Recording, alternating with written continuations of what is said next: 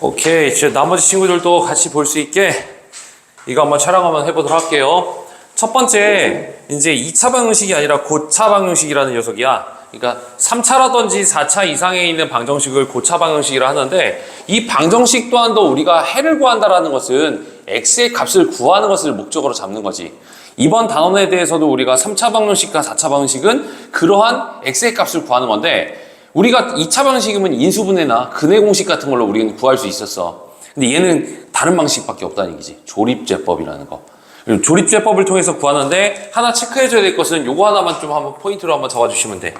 자, 우리가 속칭 말해서 AX에 대한 3승, BX에 대한 제곱, CX 플러스 D를 조립제법으로서 쓸 적에는 이렇게 나열을 해서 쓰잖아. 근데 첫 단원에 대해서 얘를 인수 정리를 할 적에는 A분의 D에 대한 플러스 마이너스 약수들을 넣는다라고 우리는 이야기하죠. 그래서 최고창의 개수와 그 다음에 상수항을 분모 분자로 하는 이러한 어떤 숫자를 A에 대한 약수야, 약수. 그거에 대한 약수를 써서 우리는 인수분해를 할 수 있다. 그래서 그것들이 뭐 인수분해가 되다 보면 이런 꼴이 나오죠, 주로 많이.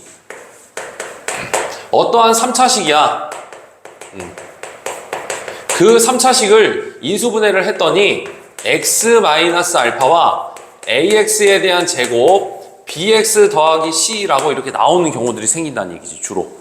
또는 얘가 더 찢어져서 x-베타, x-감마로도 이렇게 찢어질 수 있는 거고요. 그러니까 조립제법을 한 번만 할 수 있는 경우와 두 번까지 할 수 있는 경우도 있겠고.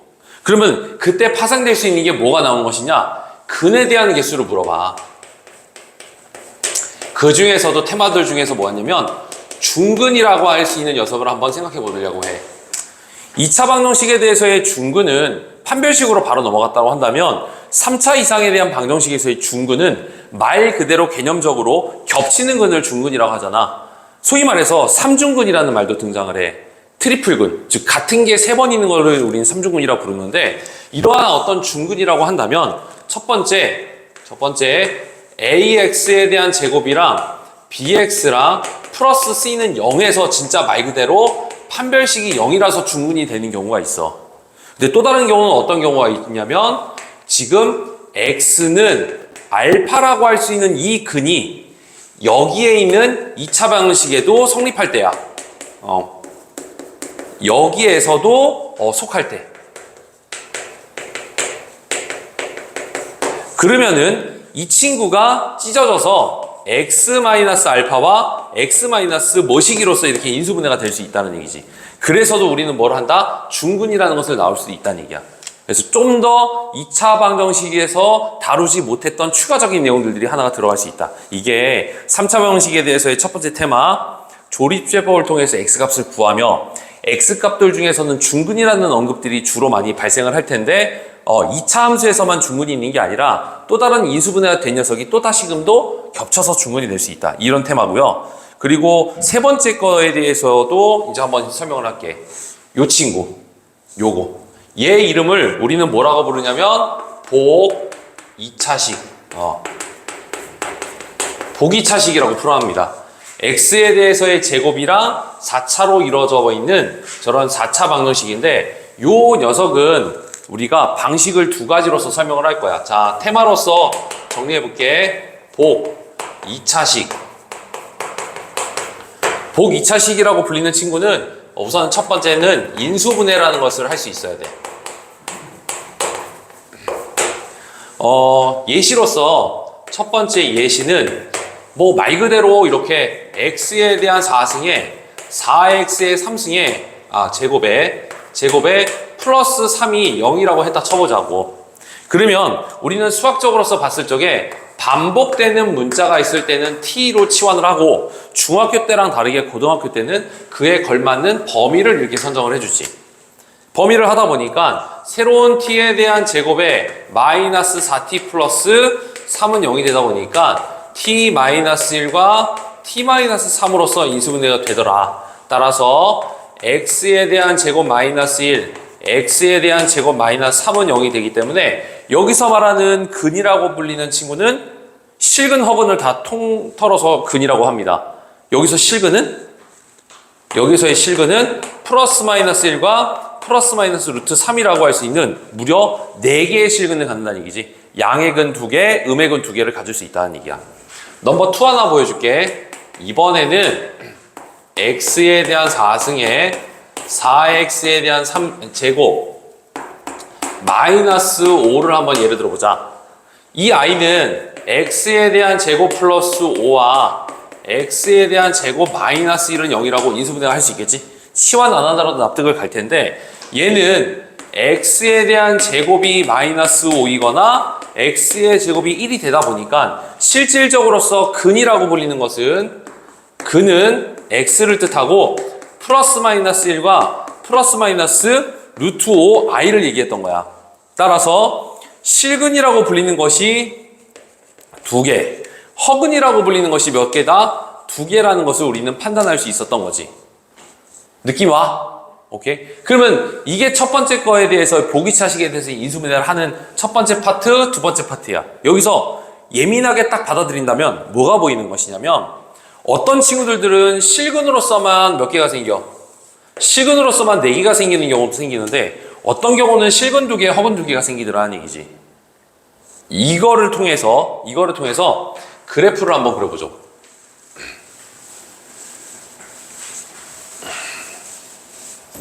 자, 그 아까 전에 있었던 예제 1에 했었던 그래프를 대략적으로서 그림으로서 판단을 하면 이 친구를 t야 x의 제곱이었던 걸 t로 치환한다. 이때 이러한 그래프를 그려봅시다.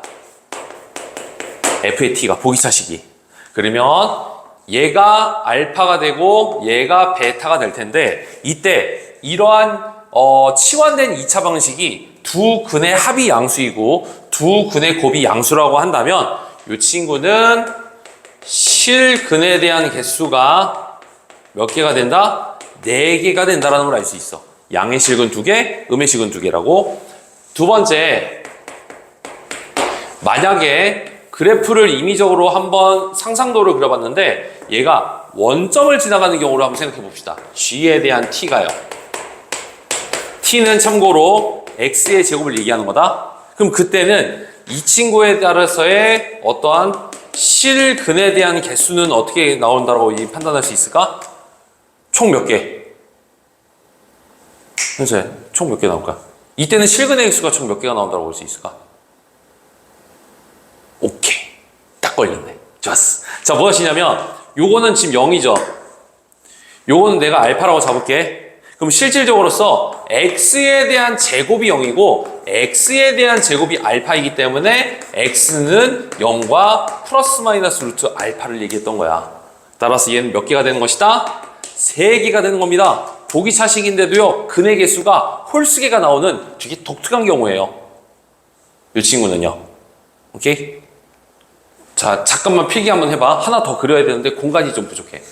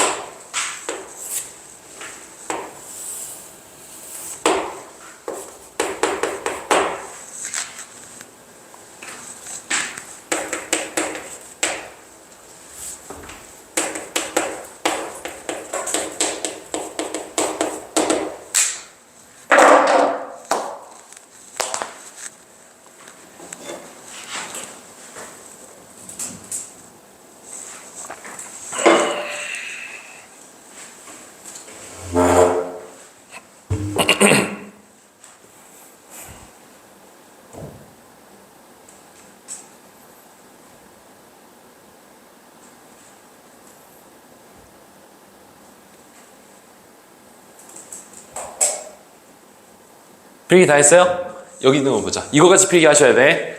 자, 그러면은 다섯 번째 거의 예시는 무엇이냐면 만약에 서로 다른 두 근이라고 불릴 수 있는 이 알파가 하나는 음수이고 하나는 양사야. 그래서 두 근에 대한 곱이 음수가 나왔다고 쳐봅시다. 보기차식이. 두 근에 대한 곱이 음수가 나온다면 이때는 실근의 개수는 몇 개가 된다?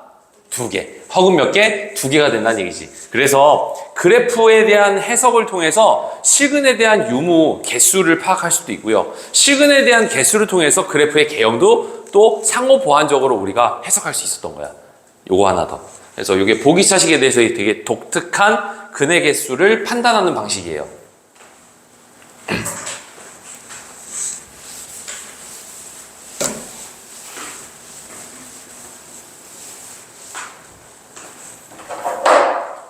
자, 이번에는 그래프적으로서 보는 게 아니라 인수분해가 바로 안 되는 경우를 한번 보여주도록 할게. 제일 유명한 x에 대한 4승, x에 대한 제곱 더하기 1이라는 녀석을 인수분해를 할까 해.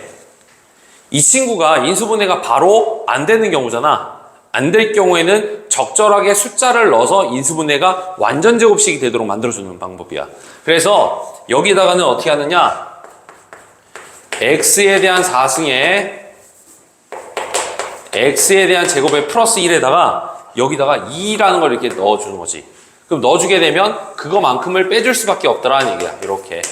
이때 이 친구가 완전 제곱식으로 x에 대한 제곱 플러스 1이 되겠고 이 친구가 x에 대한 제곱이 되는, 즉 소위 말하는 합차와 같은 원리를 갖게 되더라는 얘기지. 이게 꼭 플러스 2만 있는 게 아니야. 어떤 문제를 갔을 적에는 마이너스 1을 넣을 수도 있고, 즉 이 상수항을 통해서 완전 제곱식이 될 수 있는 적절한 뿔마 숫자를 넣었을 때 뒤에는 무조건 빼기로만 나와야지만 완전 제곱식이 될 수 있는 거지. 이것만 지켜주시면 되겠지. 그래서 이것은 우리가 인수분해 공식 중에서 참 많이 암기했었던 보기차식에 대한 하나의 예가 될 겁니다. 여기까지가 보기차식에 대한 모든 테마야.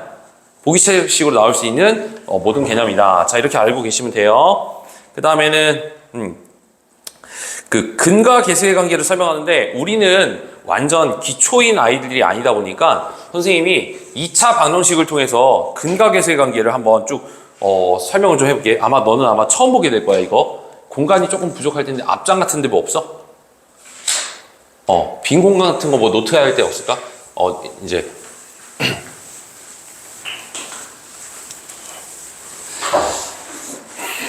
이 영상을 다른 반에 있는 학생들이, 신규생들이 좀 있어가지고 조금 천천히 내가 좀 이렇게 디테일하게 설명하거든? 근데 너도 한번 그렇게 좀 잘 들어줘. 자, 우선적으로서는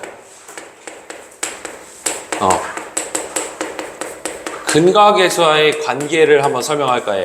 이게 비단 2차 함수로만 해당되는 게 아니라 고차 방정식, 이제 3차 함수에 대해서도 주로 활용이 될 수 있는 좀 별의식을 내가 한번 보여줄 거야.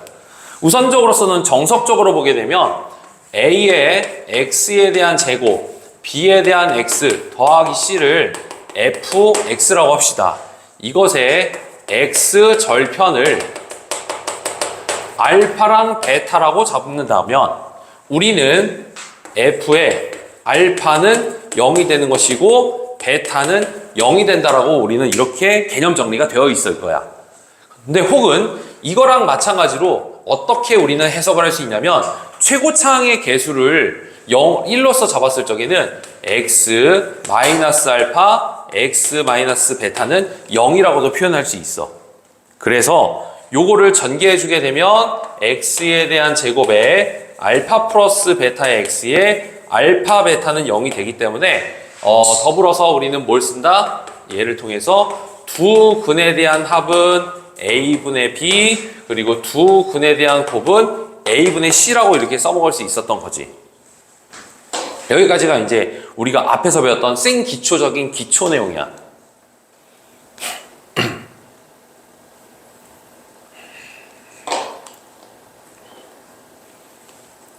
자, 여기서부터 레벨업을 이제부터 시켜볼게. 필기하고 고개를 들어주면은 이제 옵션을 할 거야, 이제.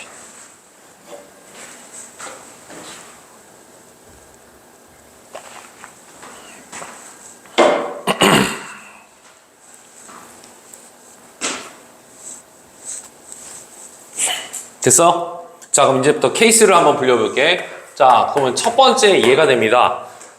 알파와 베타를 두 근으로 갖는 2차 방식을 fx라고 전제조건 깔았을 때 이거야. 그러니까 얘는 기본적으로서 두 근을 알파랑 베타라고 했을 적에 우리는 알파분의 1과 베타분의 1을 두 근으로 하는 식을 한번 유도해 보자. 그러면 우리가 뭘 알 수 있는 것이냐면 근각일수의 관계를 통해서 알파 더하기 베타와 알파 베타라는 것은 A분의 B와 A분의 C라는 걸 알고 있잖아. 그러면 예분의 1과 예분의 1을 두 군으로 하는 식이라고 돼 있으니까 정식은 알파분의 1과 베타분의 1인 알파 베타분의 알파 더하기 베타가 두 군의 합이죠. 내가 구해야 될 녀석에 대한 두 군의 합이 되는 거죠. 그렇기 때문에 이것은 A분의 C이고 A분의 B가 돼서 마이너스 C분의 B라는 걸 알 수 있고, 그 다음에 알파분의 1과 베타분의 1은 이것은 뭐가 되는 거야? 이거 C분의 A가 돼서 우리는 최고차의 개수가 1이라고 한다면 X에 대한 제곱에 C분의 BX에 C분의 A는 0이라는 2차 방식을 만들 수 있더라. 만약 최고차의 개수를 C라고 한다면 CX에 대한 제곱에 BX 더하기 A는 0이라고 할 수 있었다. 이거는 그냥 답지풀이인 거야. 자, 여기 넘어가도 되겠죠? 우리 친구들은. 근데 이 답지풀이를 선생님이 이제는 이렇게 설명할까 해. 자, 별의 식이다.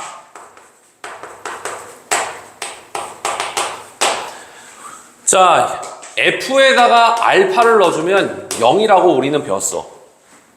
즉, 저기 2차 방식인 AX의 제곱 더하기 BX 더하기 C에다가 알파가 들어가면 0이 되는 건 당연한 거야. 근데 나는 이 친구를 하나의 T라고 한번 잡아볼게. T라고 잡아볼게. 근데 T분의 1은 뭐가 되는 거죠? 알파가 되는 거지. 그러면 이 알파라는 거 대신에 T분의 1을 여기다가 넣어주게 되면 0 되는 것도 당연하다고 볼 수 있겠지. 그치? 그러면은 X가 들어갈 자리에 T분의 1을 넣어주게 되면 어떻게 쓸 수 있니? 얘는 T에 대한 제곱분의 뭐가 되고 A가 되고 T분에 대한 뭐가 돼서 B가 되고 C라고 한다는 것은 0이 돼야지만 되는 거야. 만약 이거를 2차 방정식으로 만들려면 여기에다가 곱하기 T제곱만 곱해주시면 뭐가 나와? T제곱 BT 플러스 A는 0이라는 우리가 원하는 뭐가 나오더라는 얘기야? C에 관한 2차 방정식이 새롭게 나올 수 있더라는 얘기지. 즉, 근을 대입하면 0이라는 그 조건을 이용해서 치환을 통해서 이렇게도 쉽게 우리는 새로운 우리가 원하는 방정식을 찾아낼 수 있어. 그리고 이 첫 번째, 이 근을 거꾸로 쓴 이 녀석을 우리는 주제를 뭐라고 잡았냐면 이 친구를 우리는 역수근이라고 합니다. 이걸 역수근이야. 이거는 이제 어떤 심화 수학 같은 데에선 들어있는 내용이라. 근데 시중 문제집에서도 다 풀 수 있는 내용이야, 이게. 나오니까. 여기 있죠잉? 자, 첫 번째 거 필기 하시고 펜 놓으면 또 재미난 거 한번 보여줄게.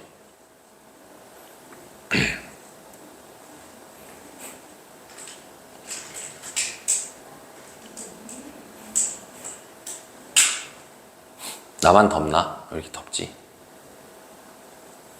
됐어요? 오케이. 자, 넘버 2 한번 가볼게. 자, 이번엔 똑같은데 이번에는 별의 식으로만 설명할게. 마이너스 알파랑 마이너스 베타를 두 근으로 하는 그 방정식을 한번 구할까 해. 그러면 아까 전에 했었던 별의 식을 한번 창의력 있게 한번 적용해 봅시다. 우리는 F에다가 알파를 넣어주면 0이 된다고 배웠어. 근데 마이너스 알파를 T라고 하면 알파는 마이너스 T라고 할 수 있겠지? 그러면 우리는 주어져 있는 저 기존에 처음에 있었던 함수식에다가 마T를 넣어도 뭐가 나와야 돼? 0이 꼭 나와야 돼. 그러면 그것은 다시 한번 정리해보자. A에 대한 T에 대한 제곱 BT 플러스 C가 나오겠고 이 친구가 뭐가 되는 거야? 새로운 정답이 되는 거지. 오, 진짜예요? 네. 네. 얘랑 얘의 두 근의 합이 여기 들어가고 두 근의 곱이 여기 들어가는데 실제로 전개해보면 이렇게 1차항의 개수만 음수가 나오더라는 얘기야. 이거를 우리는 뭐라고 하냐면 음수근이라고 합니다. 음수근. 명칭은 몰라도 괜찮아요. 이제 이거에 대해서 치환 형태가 자유자재로서 될 수 있으면 돼. 필기 다 하셨어요? 세 번째 거를 이제 한번 현수한테 한번 맡겨볼게. 자, 세 번째 거 한번 가본다. 그렇다면 두근에 대한 어떤 스토리가 똑같아.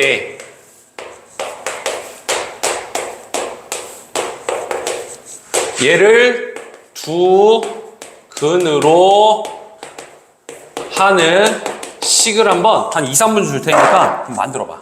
A, B, C를 이용해서.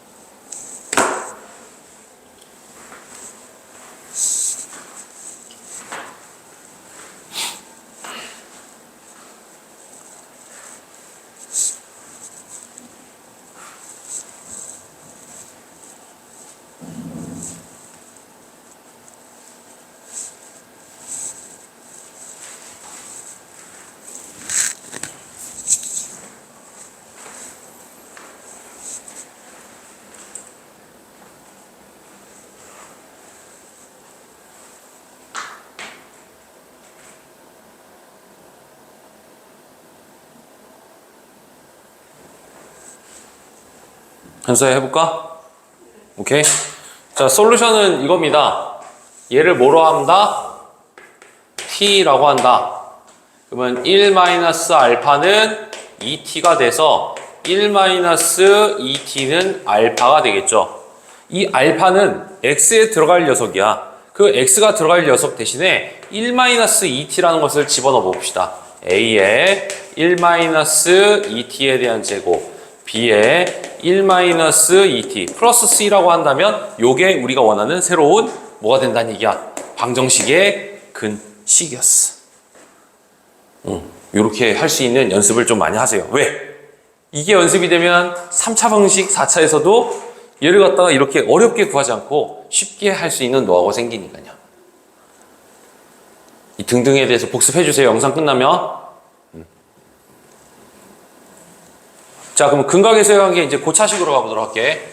지금 이렇게 2차식에 대해서의 두근에 대한 어떤 테마가 근을 대입할 수 있다, 인수 정리를 할 수 있다. 따라서 근각에서의 관계가 이렇게 뚝뚝 두근의 합과 두근의 곱이 나온다고 배웠었어. 그러면 이게 3차식으로 바뀌더라도 그 형태소는 그대로 변함이 없는 거야. 그래서 자, A의 X에 대한 3승 플러스 B의 제곱 C의 X 더하기 D는 0에 대해서의 세근을 알파랑 베타랑 감마라고 이렇게 잡는다면 이 I를 fx라고 할 적에 우리는 f의 알파는 0이고 f의 베타도 f에 대한 감마도 0이라는 것을 우리는 당연히 이렇게 확증할 수 있는 거죠. 이게 개념이니까. 더불어서도 뭐가 있는 것이냐? 인수분해를 하다 보면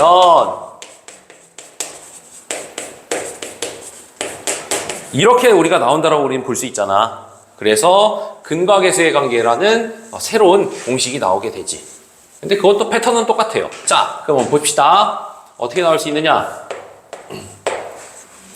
모든 근을 한 번씩 더하면 위치상 마이너스 a분의 b라고 한다. 두 근씩을 곱하게 되면 a분의 c라고 할 수 있고, 얘를 전개해서 얘랑 똑같다는 걸 통해서 보는 거야. 그 다음에 하나, 둘, 세 개를 하게 되면 a분의 d가 되는데, 거기 위에다가 눈썰미 있게 이것도 한번 써보자. 알파 더하기 베타라는 2차 방식 또한도 a분의 b였고, 알파, 베타인 두 개를 곱하는 녀석도 a분의 c였다. 즉 하나씩 더하는 것은 다 마이너스 a분의 b로서 통일이야. 이게 4차 방식이든 5차 방식이든 간에 뭐든지 하나씩 다 더한 것은 마이너스 a분의 b야. 그 다음에 두 개씩 곱한 것들은 a분의 c고, 세 개씩 곱하는 것은 마이너스 a분의 d야. 만약에 4차 방식에 대해서 만약 알파와 베타와 감마와 뭐 델타가 이렇게 있다 쳐. 그럼 얘는 a분의 d가 2가 되는 거야. 만약에 4차 방식이라고 한다면. 이 패턴이 보이십니까? 빼기, 더하기, 빼기, 더하기, 빼기, 더하기, 빼기, 더하기 이런 식으로 계속 패턴형으로 갔던 거야. 근과 계수의 관계가. 빼기, 더하기, 빼기, 더하기, 빼기, 더하기 이렇게. 아, 그러면 이걸 통해서 우리는 조금 더 응용 한번 해볼 수 있어. AX에 대한 n승, B에 대한 X의 n-1승 쭉쭉쭉 0이라고 했을 때 모든 근의 합이라는 것은 당연하게 마이너스 ABB로 다 통일이다. 다른 것들은 모르겠지만. 그러니까 이것들을 우리는 이렇게도 우리가 인지할 수 있을 것이다 하는 얘기지.